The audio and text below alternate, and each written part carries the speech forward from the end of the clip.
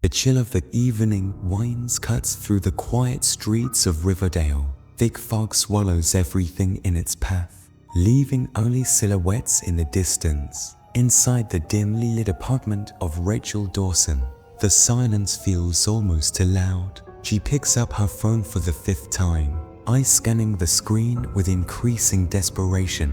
Her best friend, Emily Carter, was supposed to be back from the grocery store hours ago. The bags are still empty, the house eerily still. The clock ticks past midnight. Where is Emily? By morning, Emily is reported missing. At first, the town police assume it's nothing more than a simple missing person case. People go missing all the time in small towns like Riverdale. People wander off, get distracted, maybe even get into some trouble and don't come back. But Rachel isn't convinced. Something doesn't sit right with her. Her friend isn't the type to disappear without a word.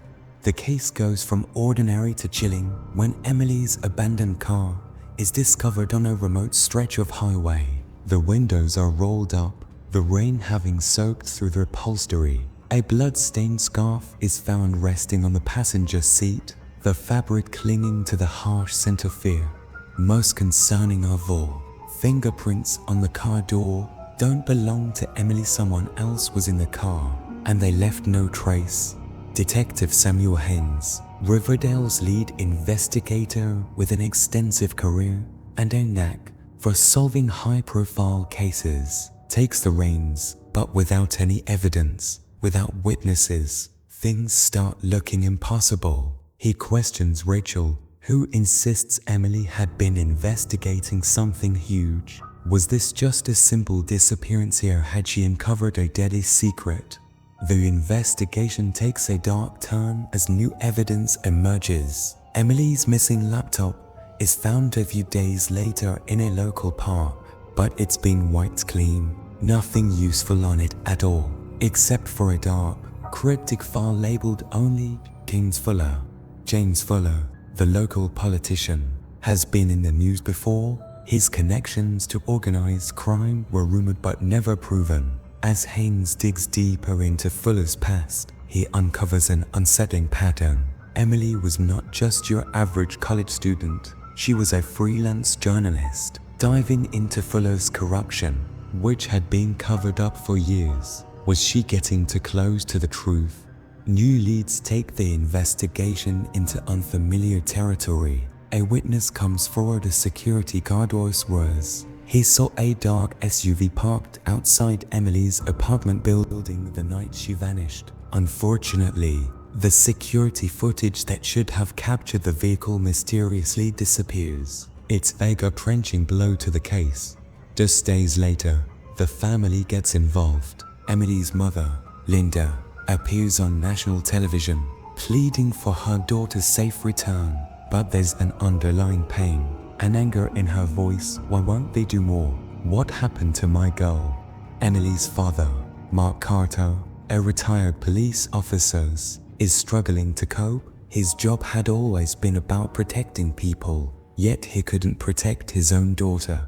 Their shared frustration soon grows into conflict. Mark's insistence on taking matters into his own hands starts to frustrate Detective Haynes.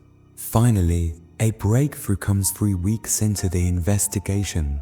A tip leads the authorities to a secluded storage facility on the edge of town. Inside, Emily's phone is found, its screen cracked, blood staining the edge. Next to it is a note that simply reads, "Stop digging or face the consequences." The hair on Haynes' neck stands up. It's clear Simeon is trying to keep the truth buried. Further examination of the locker yields something worse. Strands of Emily's hair scattered across the floor. A torn piece of fabric, possibly from her shirt. In prison, Jerome, the widowmaker Neil, a convicted serial killer, claims his signature style has been copied. Neil reveals that his modus operandi was observed and adapted by someone on the outside. A copycat killer, someone incredibly dangerous. Could be out there targeting Emily? Could it be that Emily's abduction was connected to this ruthless killer? Or was there a deeper, more disturbing reason behind it all. After weeks of following dead-end leads and coming up empty, a final clue emerges: the black SUV, previously seen outside Emily's apartment, was tracked to Ryan Cooper, James Fuller's campaign aide. Cooper's interrogation takes a harrowing turn when he admits to his role in Emily's abduction. The reason Emily had stumbled upon explosive evidence is something about Fuller's links to a violent criminal syndicate that could ruin him. But here's the twist no one saw coming: Emily isn't dead. She orchestrated her own disappearance, teaming up with a trusted ally who faked the entire thing to throw off anyone following her. The truth she discovered was too dangerous, and the only way to escape her inevitable fate was to disappear completely.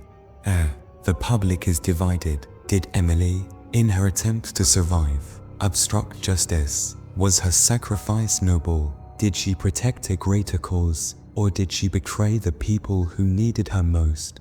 As Fuller's corruption is exposed to the world, he's forced to resign in disgrace. But Emily's whereabouts remain a mystery, leaving everyone wondering: is she hiding to survive, or is she simply running away from the life she knew?